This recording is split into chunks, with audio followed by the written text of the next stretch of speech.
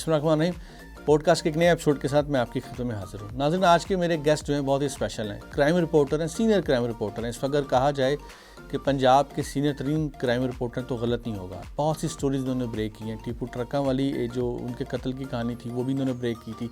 उसके बाद बलराज की, उसके बाद अब रिसेंटली एहसन शाह जो कत्ल केस है उसकी भी की है।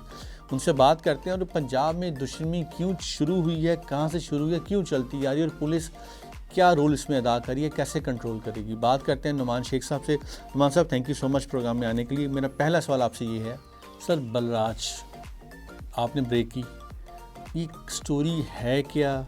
अब अच्छा, उस स्टोरी के बाद मज़ीद लीक्स आने लग गए हैं कि जी ये भी टेप थी, ये भी टेप हुआ था। एक तो पहले स्टोरी थोड़ा सा बताइए कि ये असल में कहानी क्या है, ये इल्ज़ाम क्या था और ये कैसे इनकाउंटर हुआ, क्या स्टोरी है? देखिए एहसन साहब, बहुत शुक्रिया पहले तो दोबारा बुलाने के लिए।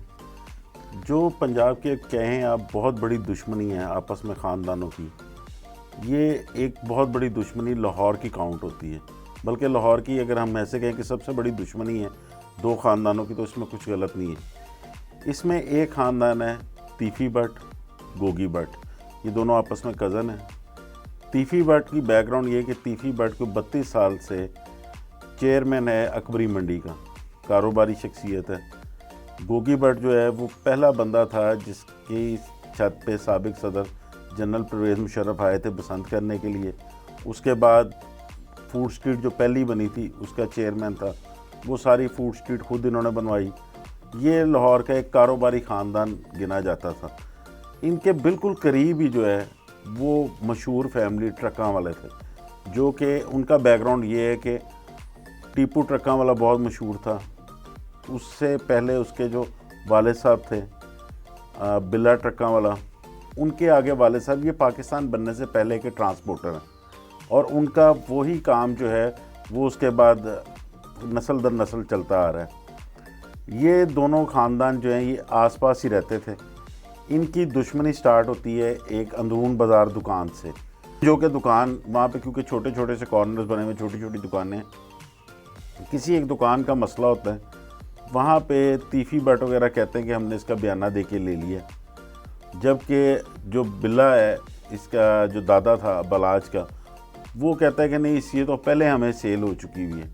वहाँ पे इनकी कोई चपकलिश होती है, लेकिन उसके बाद इनके डेरे पे बैठ के इनकी सुलह हो जाती है। लेकिन ये आहिस्ता आहिस्ता वहाँ पर जो मुकामी लोग थे उन्होंने इस बात को बढ़ावा देना शुरू कर दिया। अब क्योंकि दोनों पार्टियाँ ही असर रसूख वाली थी, दोनों के पास पैसे बहुत ज़्यादा थे, तो वो आहिस्ता आहिस्ता एक अना का मसला बनना शुरू हो गया। जिसके बाद तकरीबन 92 या 93 में जो है वो बिल्ला ट्रक्का वाला मर्डर हो जाता है। उसको मर्डर करते हैं बाबा हनीफा दोनों इसी के पास मुलाजिम होते हैं, जो कि गोगी भट्ट वगैरह के पास नहीं, बिल्ले ट्रक्का वाले के पास, इसके जो इन्होंने अपना अड्डा बनाया हुआ है गुड्स ट्रांसपोर्ट का, वहीं पे बैठते थे, वहीं पे होते थे। लेकिन वो इनसे जाकर दूसरी पार्टी से मिल जाते हैं। वो एफआईआर में तीफ़ी भट्ट, गोगी भट्ट, बाबा हनीफा ये सारे नामजद हो जाते हैं। जिसके बाद जब बाहर आते हैं बाबा हनीफा, तो वो आकर ये कहते हैं कि इन्होंने हमें सपोर्ट नहीं किया, तीफ़ी वगैरह ने, वो इसके भी अगेंस्ट हो जाते हैं। लेकिन उतनी देर में जो है वो जो टीपू है वो भी स्टैंड ले लेता है, उनके पास भी काफ़ी पावर होती है, बंदे शंदे इकट्ठे हो जाते हैं। फिर उस पर कोई 3 के करीब अटैक होते हैं मुख्तलिफ औकात में, टीपू के ऊपर मारने की कोशिश होती है। उसमें सबसे बड़ा अटैक जो है वो सेशन कोर्ट में होता है, जिसमें 5 बंदे जो हैं वो मारे जाते हैं और टीपू जख्मी हो जाता है। अटैक नामालूम होता है या किसी की तरफ वो से? फिर तीफ़ी और गोगी वगैरह पे ही उसकी एफआईआर होती है। तो ये एक प्रॉपर दुश्मनी जो है ये जन्म ले लेती है। 2010 में जिस वक्त टीपू बाहर से वापस आता है दुबई से, तो एयरपोर्ट की पार्किंग में जो है टीपू अपनी गाड़ी के अंदर सामान रख रहा होता है। तो उसी दौरान जो है उस पर फायरिंग होती है, फायरिंग से वो ज़ख्मी होता है। वहाँ पे शकील भट्ट जो सीआईए का इंस्पेक्टर है, सब इंस्पेक्टर, वो भी मौजूद होता है। शकील भट्ट उस कातिल को मारने की कोशिश भी करता है, लेकिन इसकी गन नहीं चलती। इतने में वो खुरम लड़का जिसने ये आरिफ अमीर टीपू पर जो फायरिंग की होती है वो पकड़ा जाता है। टीपू को फौरी अस्पताल शिफ्ट किया जाता है, लेकिन 2 दिन बाद उसकी डेथ हो जाती है। उसकी एफआईआर जो है वो भी गोगी भट्ट, तीफ़ी भट्ट, खुरम, क्योंकि मौके से पकड़ा जाता है, एक एहसन लड़का था उसमें और एक और था, उन पे ये FIR होती है, उस पे ये केस चलते हैं। उसमें गोगी और तीफी जो है वो बरी हो जाते हैं। बरी होने के बाद जो है खुरम जो है उसको सज़ाए मौत हो जाती है, क्योंकि वो मौके से पकड़ा गया होता है, वो अभी तक जेल में ही है। उस वक्त बलाज जो है, ये तकरीबन 16 साल इसकी एज थी। ये बाहर पढ़ रहे थे दोनों भाई, बलाज भी और इससे छोटा जो अमीर मौसब है, ये दोनों दुबई में ये पढ़ रहे होते हैं। ये बकौल बलाज के, जो इसने पहले अपना इंटरव्यू दिया था, टीवी पे खबर देखते हैं, ये फौरी पाकिस्तान आते हैं, तो इतने में डेथ हो गई होती है। उसके बाद ये बलाज, वो क्योंकि इतना बड़ा कारोबार है, वो उनका सैकड़ों की तादाद में रोज़ ट्रक आते हैं, लोडर आते हैं, पूरे पाकिस्तान से गुड्स का जो है मेन हब ये है, और इनके सारे पाकिस्तान में इनके अड्डे बने हुए हैं। तो वो फिर सारा कारोबार जो है वो बलाज संभालता है। इसके बाद इनको थ्रेट्स होती हैं, थ्रेट्स होने के, क्योंकि दुश्मनी कारोबारी होती हैं या जो दुश्मनी जो चल रही है उसमें, इसमें ऐसा सब जो मेन किरदार अगर इस दुश्मनी को बढ़ावा देने में है ना, वो इनके लोगों के साथ बैठे हुए लोगों का है, आसपास के लोगों का और पुलिस वालों का है। क्योंकि इनकी टीपू की ज़िंदगी में भी तीफी भट्ट वगैरह से सुलह की कोशिश हुई और उसमें कई पुलिस वालों ने वो नाकाम बना दी, जिसके बाद ये कई लोग जो है वो कत्ल की भेंट चढ़े। अच्छा, पुलिस वाले क्यों पार्टी बन रहे हैं? वो यानी ये किस तरह नाकाम? देखें, पुलिस में भी 2 ग्रुप हैं जो अभी तक चले आ रहे हैं, जिसमें एक तीफी वगैरह को सपोर्ट करता है, वहाँ से पैसे खाते हैं। दूसरा जो ग्रुप है वो इनको अड्डे वालों को सपोर्ट करता है, वो वहाँ से पैसे खाते हैं। वो एक दूसरे की इन्फॉर्मेशन देने के बहाने, क्योंकि उनकी अपनी जो कह लें कि वो खर्च उनका मर जाता है, उनकी अपनी कमाई जाती है, इसलिए इन ख़ानदानों में कभी सुलह होने नहीं दी गई। 2017 में एक दफ़ा बहुत ज़्यादा सुलह की बात चली। इवन जो तीफी भट्ट है उसका बलाज के साथ फ़ोन पे रब्ता होता रहा। बलाज की शादी में वो अपनी फैमिली तक को भेजने पे राज़ी हो गया। फिर वहाँ पे लोगों ने बैठ के बढ़ावा दिया कि ये तो तुम्हारे बाप के कत्ल के इल्ज़ाम में, दादा के कत्ल के इल्ज़ाम में, ये वो तुम डर गए, इस तरह की बातों को परवान चढ़ा के। तो ये 2018 में या 17 में वाक़या होता है कि निस्बत रोड गोगी भट्ट के घर के करीब हवाई फायरिंग होती है बाहर बहुत ज़्यादा, और उधर नसीराबाद जो इधर गुलबर्ग तीफी भट्ट के घर के बाहर फायरिंग होती है बहुत ज़्यादा, जिसमें ये पता चलता है कि उनको डाउट होता है कि शायद ये बलाज ने करवाई है, लेकिन क्लियर नहीं होता। जब इसको परसू करते हैं तो 2 दिन बाद DSP, जिसके बेटे की शादी में बलाज कत्ल होता है, इसका बेटा जो है वो DSP उसको अपने बेटे को तीफी के घर ले जाता है और जाके कहता है जी ये तो बलाज ने फायरिंग की थी, मेरा बेटा तो ऐसे ही साथ है, इसको माफ़ कर दें। वहाँ से पता चलता है वो उस वक्त तीफी भट्ट CCPO लाहौर को कहता है।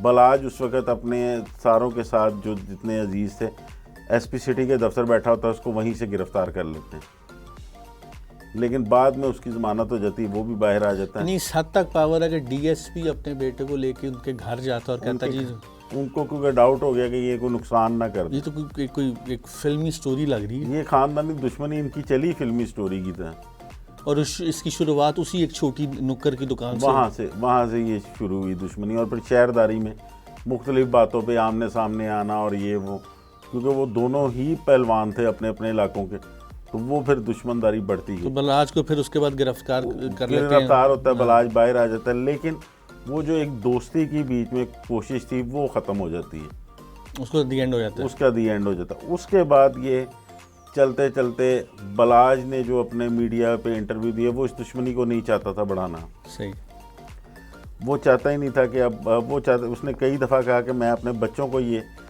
दुश्मनी नहीं दे के जाना चाहता। उसका फिर मुख्तलिफ उसके सोशल मीडिया पे उसकी आती रही चीज़ें वगैरह चलते रहे। उसमें सबसे ज़्यादा इसकी ये एहसन शाह जो इसका दोस्त था, जो कि 14 साल से इसके साथ था, वो इसके साथ हर जो मुख्तलिफ सोशल मीडिया पे आई रील्स कह लें या टिकटॉक वगैरह कह लें, वो सब में साथ होता था।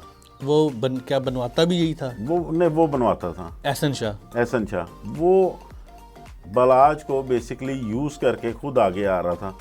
वो प्रोमिनेंट हो रहा था एक कि मुझे हल्का बाब में लोग जाने।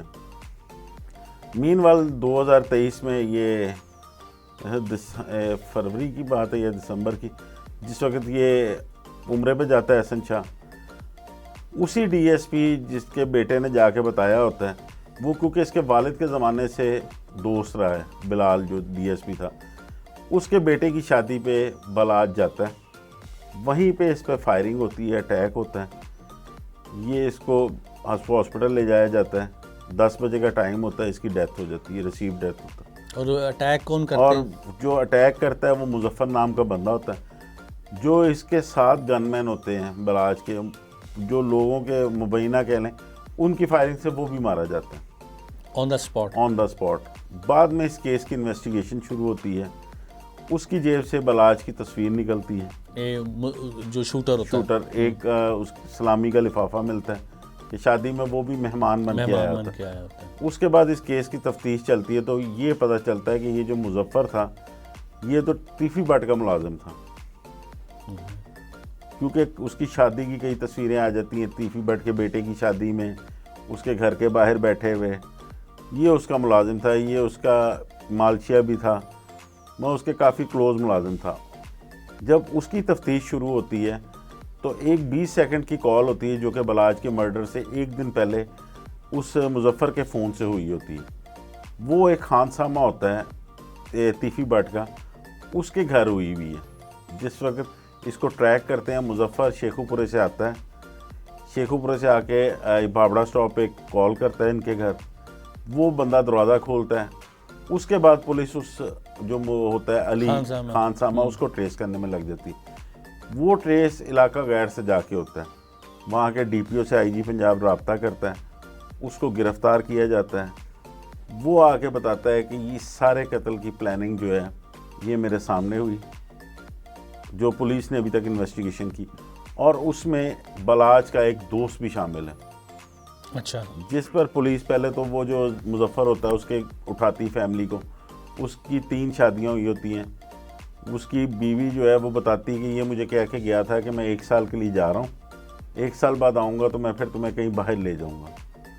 और अपनी जो दूसरी बीवी होती है उसको ये बता के गया था कि मेरे आने के बाद हो सकता है ये तीसरी वाली भाग जाए, तो तुमने मेरे बच्चों का ख्याल रखना।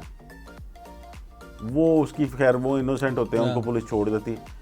अली से फिर तफ्तीश आगे बढ़ती है, बलाज के जितने भी दोस्त हैं उनकी तस्वीरें ला के दिखाई जाती हैं उसको, और अली को उसका नाम नहीं पता होता कि किस दोस्त ने वो 64 के करीब तस्वीरें थी, उनमें से कोई भी नहीं निकलता, कोई आइडेंटिफाई नहीं होता। उसके बाद वो कहते हैं नहीं इनमें से कोई नहीं है, तो वो कहते हैं फिर तो एहसन शाह है इसका एक दोस्त, लेकिन वो उस वक्त भी बलाज की वालदा कहती है वो तो नहीं हो सकता, वो तो हमारा अपना बच्चा है, हमारे घर का। पुलिस कहती नहीं उसकी तस्वीर भी दें।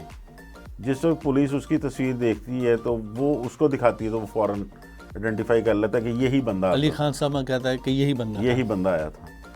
उसके बाद पुलिस जो है वो ट्रेस करती है एहसन शाह को, एहसन शाह को रात को ही गिरफ़्तार करती है, और गिरफ़्तार करता है शकील भट्ट जो सीआईए के इंस्पेक्टर, और मोहम्मद अली भट्ट जो डीएसपी है।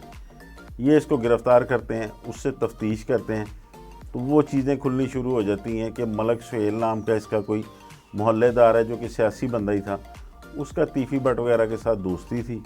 मलक सुहेल के थ्रू जो है एहसन शाह तीफी भट्ट को जाके मिलता रहा, वहाँ पे इसने उसकी रैकी करने की जो है वो 5 करोड़ पे 4 करोड़ पे फ़ीस आपस में तय होती है, 50 लाख रुपए इसको एडवांस मिलता है जो लेके ये सऊदी अरब चला जाता है, और वहाँ से ये रैकी करके बताता है तीफी भट्ट को कि इस वक्त यहाँ पे है, ये टारगेट हो जाता है। उसमें दूसरी तरफ तीफी भट्ट का भी बयान आता है जो कि मेरा इससे कोई राब्ता नहीं है, मैं तो इसको जानता भी नहीं, लेकिन पुलिस तफ्तीश में जो है वो उस बिहार पर फिर तीफी भट्ट गोगी भट्ट पे जो है वो एफआईआर होती है। और तीफी भट्ट और गोगी भट्ट ये पाकिस्तान में है? नहीं, वो यहाँ से उसी दिन रात को दुबई निकल जाते हैं। गोगी भट्ट के बारे में नहीं पता, गोगी भट्ट का अभी तक कोई कह लें कि आप रिकॉर्ड कुछ सफ़र का आया नहीं सामने। तीफी भट्ट का ज़रूर आ गया था कि वो अपनी फैमिली के साथ पहले दुबई और वहाँ से फिर किसी यूरोपियन कंट्री चला गया, वहाँ उसकी वापसी कोई नहीं हुई। लेकिन पुलिस ये कह रही कि हमने अब रेड वारंट निकलवा लिए हैं वजारत खारजा से भी बात हो गई है, तो बाहर से भी उसको वापस ले आएंगे। अच्छा, ये पुलिस जितना आपने बताया कि वहाँ से ट्रेस कर लिया, इलाका गैर से ट्रेस कर लिया, ये तो पुलिस बड़ी वो सिंघम टाइप लग रही है, बड़ी एक्टिव लग रही है, लेकिन ये क्या वाकई ऐसी है या इसमें लीड्स बहुत ज़्यादा थी? इसमें लीड्स बहुत ज़्यादा थी, साथ अब चीज़ें बहुत चेंज हो गई हुई हैं। अब CDR बड़ी जल्दी निकलाती है, लोकेशंस बड़ी जल्दी आ जाती हैं, सेफ सिटी के कैमराज हैं वो बड़ी जल्दी हेल्प करते हैं, क्योंकि जिस वक्त ये मुजफ्फर जो ट्रैक हुआ है ये सारे कैमरों में आ रहा था कि कहाँ से आया है, किधर जा रहा है। उसके बाद इसको गिरफ़्तार किया, इसकी CDR निकला है, इसका फ़ोन रिकॉर्ड निकला है, तो अब चीज़ें बहुत एडवांस हो गई हैं, तो पुलिस भी उसी पे काम कर रही है। तो जब पुलिस इतनी एडवांस हो गई, एहसन शाह को पकड़ लिया, गवाह मिल गए, सब कुछ प्रूव हो गया, तो फिर ये मारा कैसे गया? एहसन शाह की फिर जो एक स्टोरी मुख्तलिफ गर्दिश करती रही, उसमें एक स्टोरी ये थी कि एहसन शाह जो है पुलिस के मुताबिक अब इतना ख़तरनाक हो गया था अंदर जाने के बाद कि उसने अपना अंदर गैंग बना लिया था। अंदर गैंग बनाने के बाद वो अब पुलिस अफसरान को टारगेट करना चाहता था, और पुलिस के बकौल जो है कि जो तीफी भट्ट वगैरह और गोगी भट्ट वगैरह ने इससे पहले काम लिया है, वो अब अपने प्रॉपर जो टारगेटेड दुश्मन बाकी रह गए वो इनके ज़रिए टारगेट इसके ज़रिए कराना चाहता है। और इसको फ्री हैंड मिला हुआ था कि जेल में इसकी सबसे दोस्तियाँ हुई, क्योंकि हमारे यहाँ प्रॉब्लम ये है कि जो जेलों का निज़ाम है, एक चर्च पीने वाला भी अगर पकड़ा जाता है ना, तो उसके पास थोड़ी सी चर्च या मंशियात मिलती है तो उस पर 9C की FIR होती है, लेकिन उसको 9C के उस सेल में ही भेजा जाता है जहाँ पे कई कई किलो वाले पुराने मंशियात फरोश भी बैठे होते हैं। तो वो आगे से कई और तरीके सोच के अगर उसने उस राह पे जाना हो तो वहाँ से निकलता है कि अब ये रास्ता आसान है, तो वो प्रॉपर्ली ट्रेंड हो गया, वहाँ से निकल आता है। इसी तरह जो 302 का मुलजिम है वो भी उन्हीं क्रिमिनल्स में जाके बैठता है, और वहाँ पे उसको उसके लाइक माइंडेड दोस्त मिल जाते हैं। क्योंकि मुझे याद है साबिक SSP थे उमर विर्क, CIA के बहुत मशहूर, बहुत एक्टिव, वो ये कहते होते थे कि जिस वक्त एक बंदा जो है वो अगर क्रिमिनल माइंडेड है, उसने सुधरना नहीं है, तो वो जिस वक्त जेल जाएगा वो पूरा गैंग बना के बाहर निकलेगा, फिर आपको उसकी जगह जो है फिर 8 बंदे पकड़ने पड़ेंगे, 8 बंदों पर नज़र रखनी पड़ेगी। तो वो इसी तरह हमारी जेलें जो है वो नर्सरी हैं। और यही हुआ एहसन शाह के साथ हुआ। वो तो पुलिस के बकौल जो उन्होंने FIR दी है कि एक डकैती की वारदात उस पर पहले थी, उसकी रिकवरी के लिए उसको शादबाग लेके गए, तो वहाँ पे उसके भाई ने जो है उसको छुड़वाने के लिए फायरिंग की, तो उसकी फायरिंग में वो मारा गया। लेकिन बाद में जो ऑडियो लीक होती है एहसन शाह की और उसकी बीवी अरीशा की, उसमें एहसन शाह बड़ा रिलैक्स मूड में बात कर रहे हैं, वो अल्फाज में बता रहा है कि मैं अंदर बहुत चिल हूँ, अब मुझे जेल की सारी पता चल गई चीज़ें, मैं फ़नकार बन गया हूँ। तो आगे से उसकी जो बीवी है वो कह रही पहले ही बहुत बड़ा फ़नकार था, अब तो तू ब्रांड बन गया है। वो अंदर से बता रहा है कि इस तरह। अच्छा, ये कई लोगों के जहन में था कि ये कॉल किस तरह बाहर आई। ये कॉल वो एक दिन जिस तरह मुलाकात का होता है उस तरह एक कॉल का दिन भी होता है, जो कि अपनी फैमिली को वो कॉल कर लेते हैं। ये सारी बातें उसकी बीवी के मोबाइल में रिकॉर्ड हो रही थी। जिस वक्त उसने जिक्र किया ना कि तुम्हारा वालिद जो है उसका दोस्त जो है उसको टारगेट करना है, अब मैंने उसका नाम ना लेना, लेकिन उसने कहा वो उसने तो पहले बड़ी बातें बताई, मेरे वालिद साहब तो बहुत शर्मिंदा थे।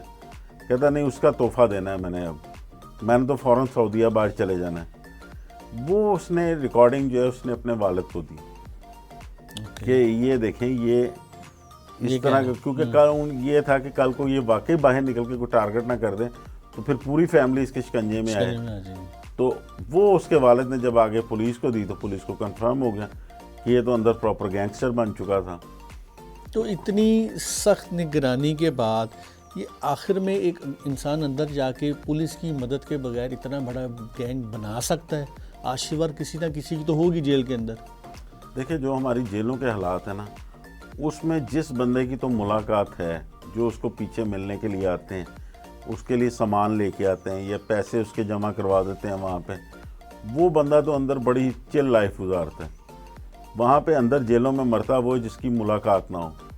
एहसन शाह के कई दोस्त थे, कई उसके पैसे जमा करवाने वाले थे। जो अंदर जेल का माहौल है उसमें एक बंदा जो है अगर वो साथ बैठे 6 बंदों के लिए भी खाना मंगवा ले तो वो सब उसके एक तरह की पीरी मुरीदी में आ जाते हैं। पैसे जमा कराने से क्या मुराद? जेल की जो कैंटीन होती है वहाँ पे कैदी के नाम से पैसे जमा होते हैं, क्योंकि वहाँ पे अंदर तो पैसे वो दे नहीं सकते, तो वहाँ से उस कैंटीन से वो फिर उन पैसों के एवज अपना एक खाता बनवाता है, खाते में से वो चीज़ें आती रहती हैं। तो वो जहाँ उसकी 2 टाइम की चाय आनी वो 10 बंदों की मंगवा लेता है चीज़ें, और कोई स्नैक्स, कोई बिस्किट, ये वो, तो वो अंदर लोग जो हैं वो फिर उसके साथ साथ अटैच रहते हैं। तो ये इतना ऑर्गेनाइज क्राइम जो है, इतनी ऑर्गेनाइज दुश्मनी जो है, यानी इसका मतलब है इसमें सपोर्ट कहीं ना कहीं तो इनकी अपनी हमारे लॉ एंड ऑर्डर फोर्सेस की भी शामिल होगी। हमारी फोर्सेस की बहुत सपोर्ट है।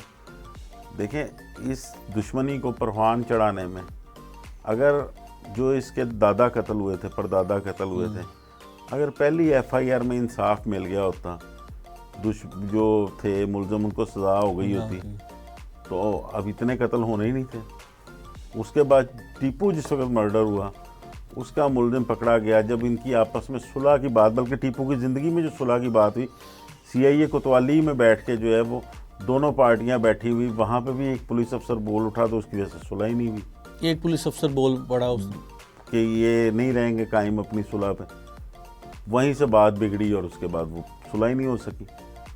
पुलिस तो कहीं ना कहीं से कह लें कि इतनी दुश्मनियों को परवान चढ़ा के, वो अफसर अब कई रिटायर हो चुके हैं, उनको पूछने वाला भी कोई नहीं, लेकिन पुलिस की सपोर्ट के बगैर इतनी ना तो लंबी दुश्मनियाँ चलती हैं, ना ही जो है वो इतनी कत्लो गारत हो सकती है। तो इसका मतलब है हमारी फिल्मों के अंदर या और नावलों के अंदर जो जेल के अंदर की दुनिया दिखाई जाती है कि वहाँ पर अंदर एक माफिया है, एक सिस्टम है, एक डॉन है जो मार पड़वाता है, वो क्या वाकई सच होता है फिर इसका मतलब? बिल्कुल हकीकत पर मबनी है। हमारी सबसे पहले तो देखें ना आप, जेलों के जो हालात हैं, मैक्सिमम हमारी जेल की जिसकी कैपेसिटी 1800 से 2000 जो कैदी रखने की है, वहाँ पे 8-8, 9-9 हज़ार कैदी हैं। फिर उसके अलावा पुलिस की मुसीबत ये है कि जो अंदर जेलों की आप कह लें कि जो भी मुलजिम 302 का कत्ल का है, तो वो कत्ल के मुलजिमों के साथ होगा। अब जिसने 6 की हुई है, 12 की हुई है, कोई नया है वो फिर उस पर चला। अब पीछे एक मैं थोड़ा सा आपको रेफरेंस कोट करूं, थोड़े दिन पहले ही एक बड़ी लाहौर में हाइप क्रिएट हुई थी। एक मोटरसाइकिल सवार जो है पुलिस वालों को टारगेट कर रहा था, निकलता था, उसने मेरे ख्याल से 2 के 3 पुलिस वाले कत्ल भी किए, जो बाइक पे उनका ट्रेस का पीछे करता था किसी ना किसी पुलिस वाले का, और उनको वो टारगेट कर देता था। उसने 3 कत्ल किए और मेरे ख्याल 2 ज़ख्मी किए। उसको भी ऑर्गेनाइज क्राइम, ये CIA नहीं पकड़ा, मोहम्मद अली भट्ट वगैरह ने, फैसल शरीफ ने, राशिद अमीन भट्ट था शायद, इन्होंने सारों ने उसको ट्रेस करके पकड़ा। जब उसकी हकीकत खुली तो ये पता चला कि ये शुरू से ही क्रिमिनल माइंडेड था। ये पिस्टल लगा के फिरता था, पिस्टल भी इसके बाद लाइसेंस नहीं था इस पे। ये जब कोई 16 साल का था तो इसकी FIR एक हो जाती शादरे में। उस शादरे में FIR होने के बाद एक और FIR इस पे दोबारा पिस्टल की हो जाती है, ये अपना शादबाग थाने में। फिर उसके बाद इस पे नज़र रखी जाती है, ये इलाका गैर जाता है, वहाँ जाके किराए पे पिस्तौल लेके फायरिंग करता रहता है। जब ये वहाँ से होके आता है तो इसको शौक़ था कि मैं किसी एजेंसी के साथ काम करूं। एजेंसी का मतलब? मैं किसी जो हमारे डिपार्टमेंट लॉ इन्फोर्समेंट के, वो एक डिपार्टमेंट में चला भी जाता है, जी मुझसे काम ले, मैं काम कर। वहाँ पे एक बड़ा अच्छा ऑफिसर था, उसने इसको बिठाया, इसकी कोई 2 महीने तक इसकी जो कह लें काउंसलिंग की। उसने कहा हम तुमसे काम लेंगे, तुम पहले पढ़ो, फोर्स ज्वाइन करो, और फोर्स ज्वाइन करने के बाद फिर तुम इस साइड पे आना। इसकी काउंसलिंग करके ये नौकरी भी लग गया वो लड़का, नाम नहीं उसका ज़हन में आ रहा, लेकिन उसके बाद फिर वो उसको CTD उठाती है, क्योंकि उसका ट्रैक रिकॉर्ड ऐसा होता है, उसको मुख्तलिफ लोग मिलते हैं, उस पर एक FIR हो जाती है बारूदी मवाद रखने की। वो बारूदी मवाद रखने की जब FIR हो जाती है तो वो जेल में जाता है। जेल में आगे उसको उसी सेल में रखते हैं जहाँ पे पहले कालादम तंजीमों के दहशतगर्द हैं। वो उस लड़के को अंदर से ही उसका ब्रेन वॉश करते हैं। ब्रेन वॉश करने के बाद वो 5.5 से 6 लाख रुपया, क्योंकि ATC में इससे नीचे का वकील नहीं होता, वही उसकी ज़मानत कराते हैं। वो लड़का फिर अफ़गानिस्तान जाता है, वहाँ पे वो टेररिस्ट ऑर्गेनाइजेशन को मिलता है, उनके नाइब अमीर से मिलता है। वो उसको कहते हैं कि तुम्हारा पहला इम्तिहान ये है कि तुम्हें फ़ी पुलिस वाला हम 1.5 से 2 लाख रुपए देंगे, तुम जितने मारोगे तुमने कम से कम 7 या 9 मारने हैं, उसके बाद हम तुम्हें प्रॉपर अपनी तंजीम में शामिल कर लेंगे। तो वो आके पैसे लेके वेपन भी उसको मिल जाता है, तो वो ये टारगेट किलिंग शुरू कर देता है। चौथे के 5वें अटैक पे वो पकड़ा जाता है। उसके बाद वो भी सीटीटी के साथ एनकाउंटर में ही मारा गया। लेकिन हालात ये हैं कि वो जेल से तैयार होकर अफगानिस्तान की टेररिस्ट ऑर्गेनाइजेशन को जा मिला, वहाँ तक जाके मिला, वहाँ जाके मिला। कहा जाता है कि हमारी पंजाब पुलिस के फिल्मों में भी देखा है, वैसे भी सुना है कि हमारे पंजाब पुलिस के जो छितर होते हैं उनसे मुर्दे बोल पड़ते हैं और जो शैतान सीधे हो जाते हैं। तो इन क्रिमिनल का इस्तकबाल वैसे नहीं होता। अब वो छितरों वाली कहानी ख़त्म हो गई है। वो जो पहले होता था, जिस वक्त हमको 20-22 साल पहले इस रिपोर्टिंग में आए थे, उस वक्त मोबाइल कैमरे नहीं थे। उस वक्त कई लाहौर के मशहूर SHO थे, मियाँ यूनुस था, जवेद सदीक था, बशीर नियाजी था, शरीफ सिंधु था, अभी भी हैं कई, मलक खालिद है, कई हैं, असद अब्बास, नए लड़के बड़े अच्छे हैं। वो उस वक़्त वो अगर कोई मंशियात फरोश पकड़ते थे या कोई जुआ करवाने वाला पकड़ते थे, वो उनकी एक लाइन बनाते थे और उनको पैदल लेके थाने जाते थे, उनके मुंह काले कर देते थे और मारते हुए ले जाते थे। उसके बाद वो उस इलाके में तो क्या, उस पूरे मोहल्ले में वो क्रिमिनल वहाँ पे आता नहीं है। और जब उसको पता चलता था कि ये SHO लग गया, तो वैसे ही वो वहाँ से कोई 3-3 इलाके दूर भाग जाते थे या अंडरग्राउंड हो जाते थे। अब वो चीज़ें नहीं। अब यहाँ पे कोई कह लें कि आप कोई किसी को मारते की फुटेज भी आ जाती है, तो वो ये हो जाता है कि ये जो है वो कह लें कि इसको NGOs आ जाती हैं, इन्वॉल्व हो जाती हैं, NGOs की ये क्या तरीका है।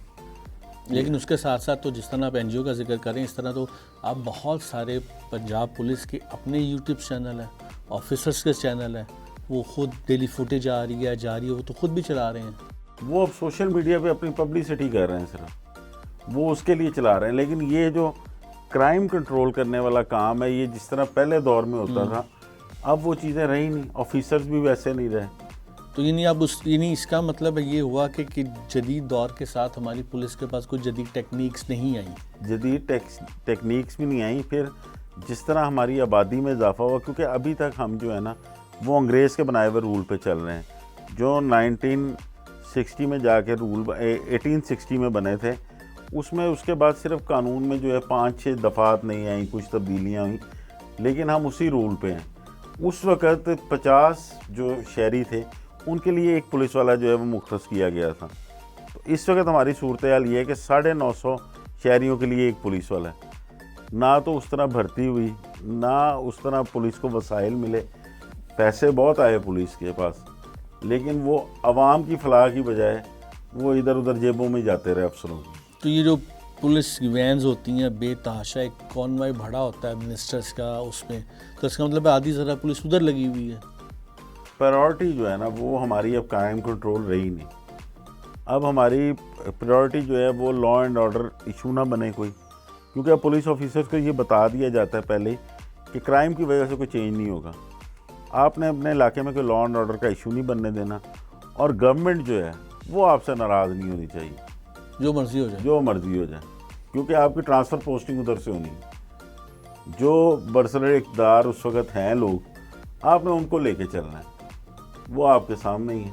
अब पंजाब लाहौर जो है हमारा, स्पेशली पंजाब का गढ़ है, और इस लाहौर भी अब 2 हैं, एक नहर के उस पार है, नहर के इस पार है। पहले 7 दरवाज़ों वाला लाहौर होता था। तो क्या स्टिल अब वो पंजाब की जो इस तरह की दुश्मनदारियाँ हैं, क्या ये स्टिल अभी भी उस लाहौर में कायम है? अब उस तरह दुश्मनदारी नहीं है, क्योंकि पुलिस ने कम से कम 2 चीज़ें अच्छी की हैं। एक तो लॉ एंड ऑर्डर को कंट्रोल करने के लिए वो डाला कल्चर काफ़ी हद तक ख़त्म कर दिया। जिस तरह पहले देखते थे हम, जो उस वक़्त बड़े नामवर बदमाश थे वो निकलते थे, तो उनके साथ 8-8 जो हैं वो डाले होते थे, गनमैन बाहर बैठे होते थे, पीछे उनके वेपन नज़र आ रहे होते थे, एक अलग ही दहशत होती थी। पुलिस ने कम से कम ये डाला कल्चर ख़त्म कर दिया, इसमें पुलिस को क्रेडिट जाता है। वेपन उस तरह जो है हैंडलिंग वो ख़त्म कर दी है। ये डॉल्फिन पुलिस आने के बाद बहुत फ़र्क आया पेट्रोलिंग में, और पुलिस को जब फ्री हैंड मिला पीछे से, ख़ास तौर पे कह लें कि नून लीग की गवर्नमेंट में मिला, जो जब ये आई थी उस वक्त पीडीएम में बहुत काम हुआ इसमें। तो उस वक्त डाला कल्चर जो है वो ख़त्म हुआ। ये जो सीसीपी लाहौर है बिलाल सिद्दीक कमियाना, इन्होंने बहुत काम किया, प्रॉपर इन्होंने वो डाला कल्चर ख़त्म करा दिया। अब दुश्मनदारियाँ उस तरह की नहीं है, अब वो गली मोहल्ले वाली दुश्मनदारी है। इस वक्त लाहौर में जो बेसिक सबसे बड़ा मसला है क्राइम के हवाले से, दुश्मनदारी के हवाले से, शूटर्स जो हैं वो एक्टिव हैं। अभी तक शूटर्स के ख़िलाफ़ प्रॉपर क्रैकडाउन नहीं हो रहा और उनकी हैंडलिंग हो रही है सारी पाकिस्तान से बाहर से। 2 से 3 गैंग हैं जो कि बाहर से शूटर्स ऑपरेट कर रहे हैं, वही लाहौर में भत्ताखोरी का काम भी कर रहे हैं, वही इन दुश्मनदारियों को जो है वो थोड़ी बहुत हवा देने में अभी भी कामयाब है और वो बाहर से ही ऑपरेट करते हैं। ये जो अब हमारे सिटिंग मिनिस्टर हैं बिलाल यासीन, ये खुद उसका निशाना बने हुए हैं। वो वैसे इन पे अटैक हुआ जिस वक्त, वो शूटर्स की मदद से और बाहर से बंदा हैंडल कर रहा था। तो आप पूरी दुनिया में जो क्राइम रिपोर्टर्स होते हैं और जिस तरह के आप एक्सपीरियंस हैं, तो एक लाइजन होता है पुलिस का और क्राइम रिपोर्टर्स का, एक टीम होती है, इन्फॉर्मेशन होती है, इन्फॉर्मेशन शेयर होती है, गैदर होती है। तो क्या जिस तरह आपको नॉलेज है इस तरह पुलिस के पास भी तो होगा? पुलिस के पास सारा नॉलेज है, लेकिन अब उन्हें उस तरह का फ्री हैंड नहीं मिला हुआ जिसमें उन्हें कहा जाए कि आपने सिर्फ क्राइम कंट्रोल करना है। तो फ्री हैंड का मतलब ये है कि हुकूमत की प्रायोरिटी नहीं है कि कंट्रोल किया जाए, पुलिस की प्रायोरिटी भी नहीं है क्राइम कंट्रोल किया जाए। पुलिस की प्रायोरिटी तो इनके पुलिस की प्रायोरिटी ये है कि लॉ एंड ऑर्डर का कोई इशू ना बने। आप ये देखें कि जिस वक्त पुलिस काम करना शुरू करती है, वो चाहे ट्रैफिक पुलिस हो, आपके हेलमेट पे वो इम्प्लीमेंट करवाती है, सीट बेल्ट पे इम्प्लीमेंट करवाती है, लेन लाइन पे इम्प्लीमेंट करवाती है, वन वे पे इम्प्लीमेंट करवाती है। जब दूसरी जो हमारी सिटी की पुलिस है, जब आप देखें कि वो खाली मोटरसाइकिल के ख़िलाफ़ क्रैकडाउन शुरू करते हैं तो सारे मोटरसाइकिल के कागज़ जेब में रख के निकलते हैं।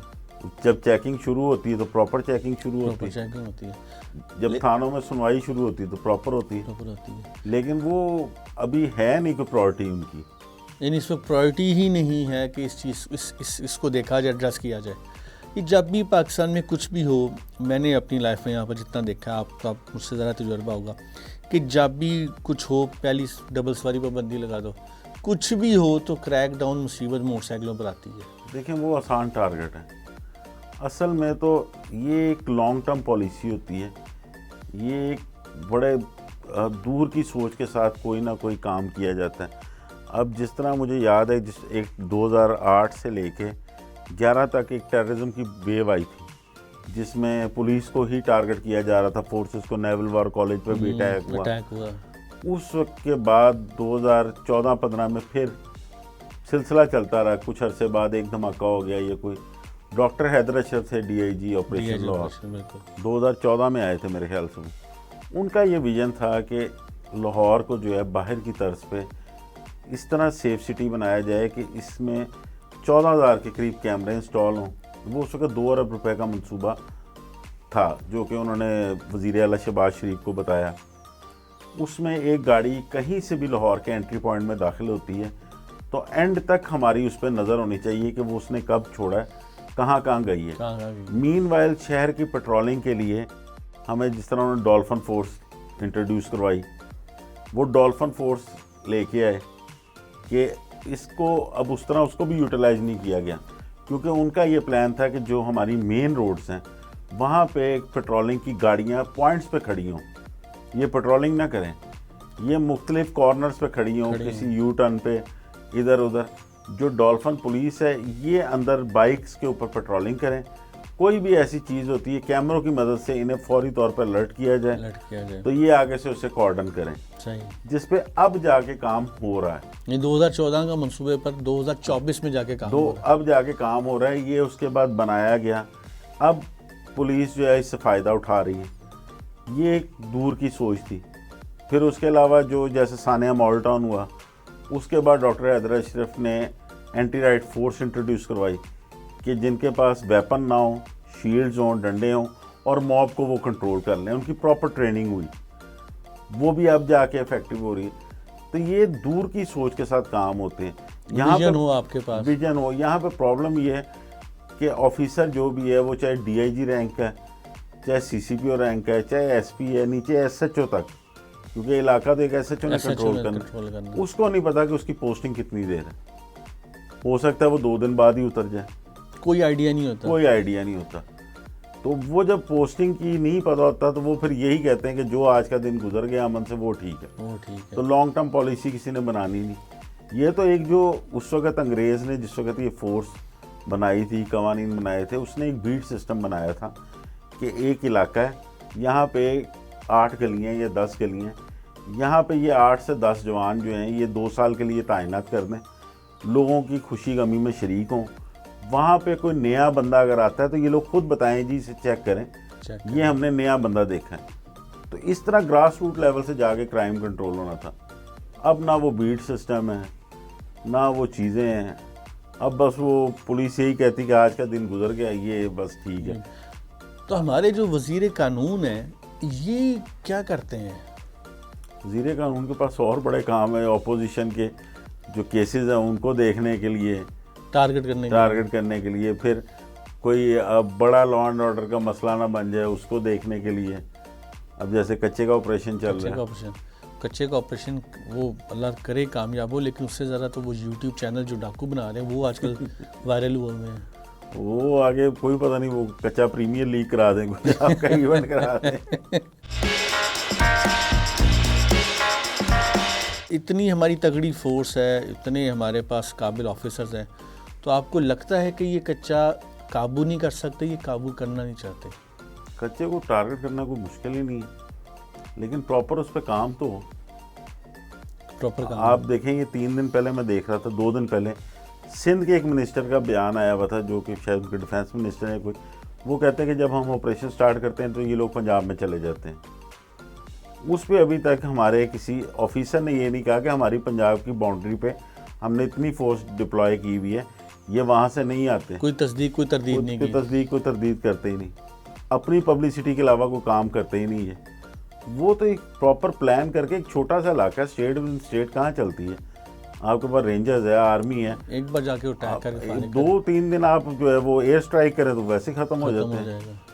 अब ये करना चाहें तो फिर है ना, ये एक सरकारी अफसर, आपका चूँकि बहुत करीबी ताल्लुक़ रहता है, एक सरकारी अफसर के लिए किसी भी अपना प्राइवेट चैनल चलाना, यूट्यूब वगैरह, जिस तरह पाकिस्तान में खैर यूट्यूब की दौड़ है, ये मना नहीं है?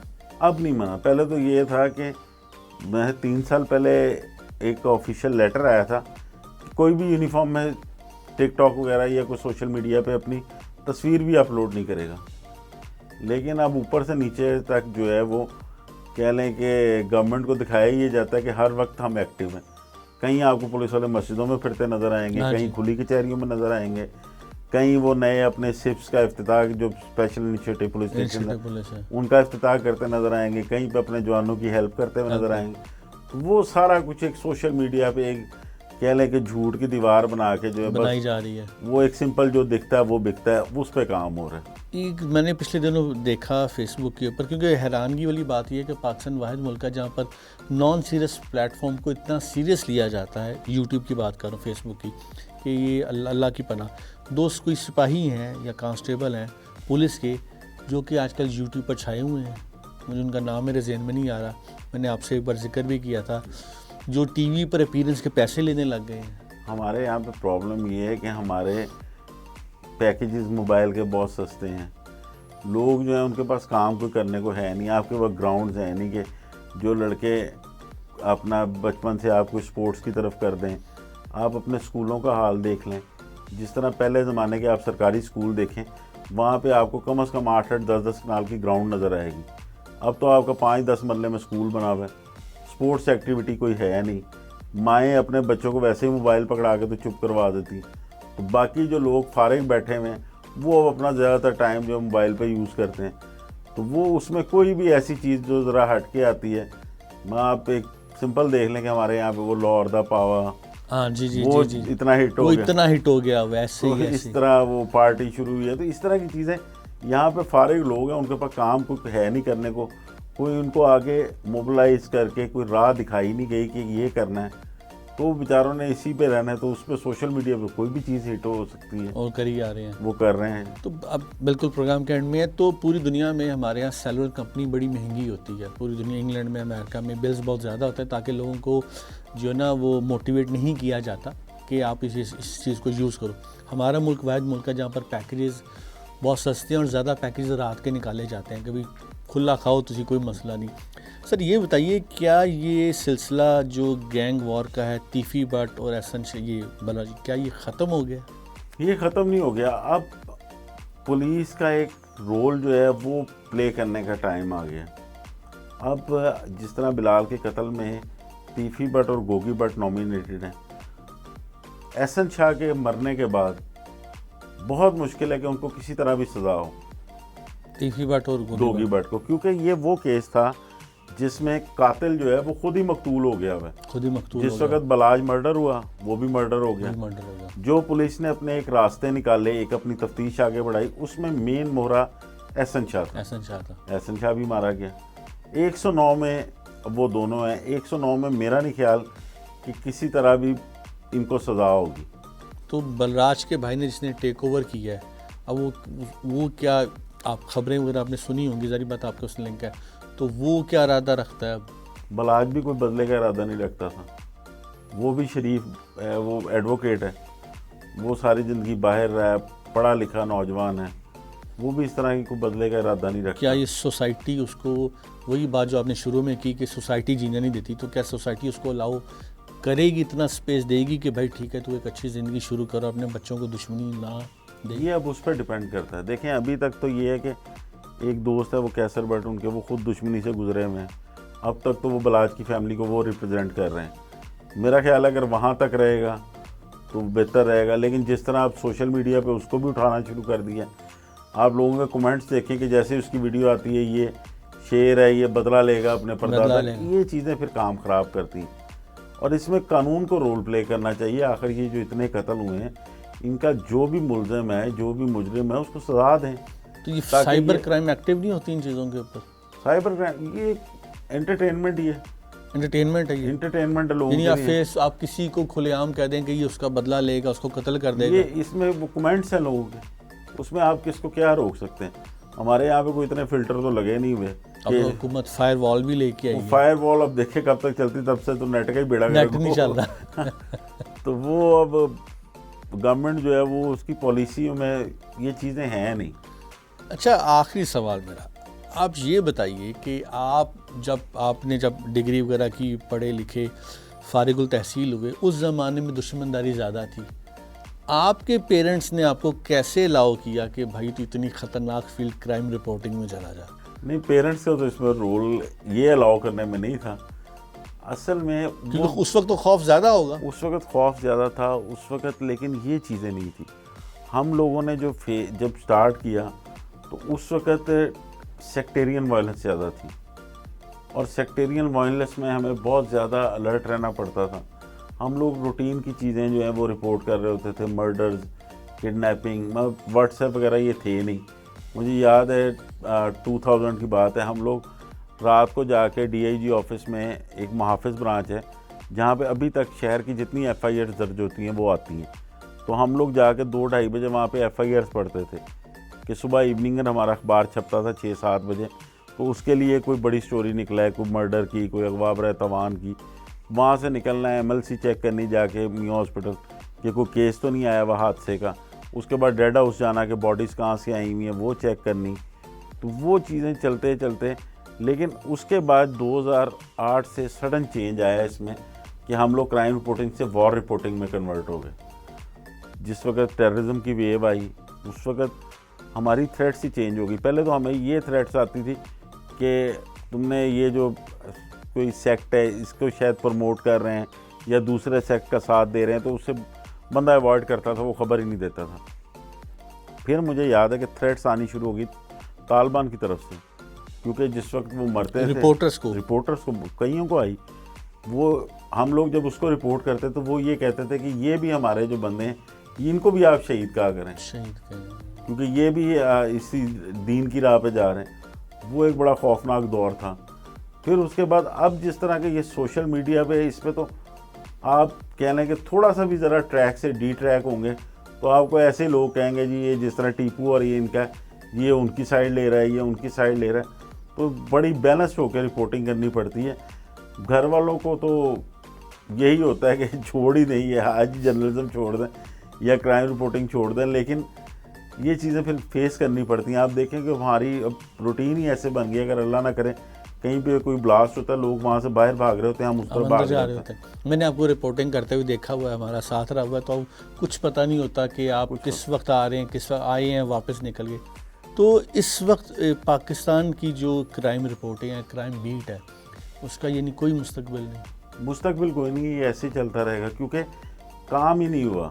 मैं जो हमारी कह लें कि एक यूनियंस बनी हुई हैं, या जिस तरह हमारे प्रेस क्लब हैं, इन्होंने रिपोर्टर्स को जो है वो ना तो कोई डिज़ास्टर की ट्रेनिंग दी, स्पॉट्स कवर करने की ट्रेनिंग दी, किसी तरह की कोई ट्रेनिंग नहीं। फिर इदारों का ये हाल है कि किसी को कोई सेफ्टी किट तक नहीं है किसी के पास, वो उसी तरह ही जाके वॉर रिपोर्टिंग भी कर रहे होते हैं, उसी तरह ही वो चीज़, वो एक हेलमेट पहना होता है उसी के बेस पर वो भी नहीं मिलता, वो भी नहीं मिलता।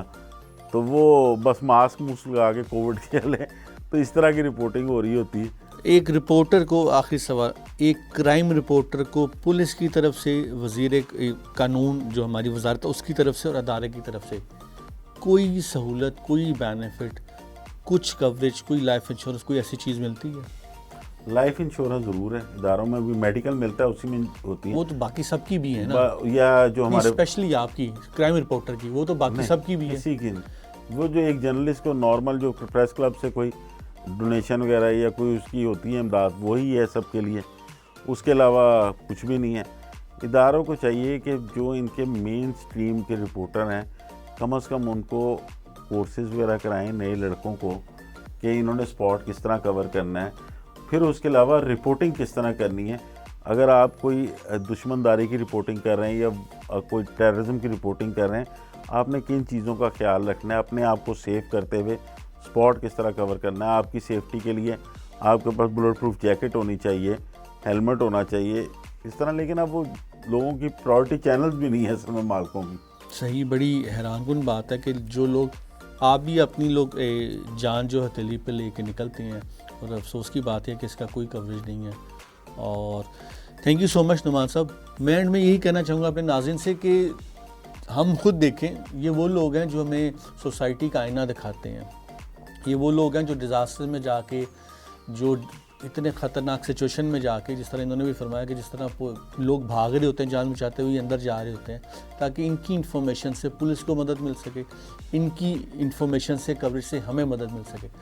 तो ज़रूरी नहीं होता कि हर बार हुकूमत ही ऑन करे, कुछ हमारा फ़र्ज़ भी बनता है, हमें भी ऑन करना चाहिए। ये हमारे हीरो हैं, ये अनसंग हीरोज़ हैं, जिसको कभी भी हम हीरो मानने को तैयार नहीं है। हीरो वही नहीं होता जो एक फिल्म में आता और कत्लो गारत करे, इस तरह करे।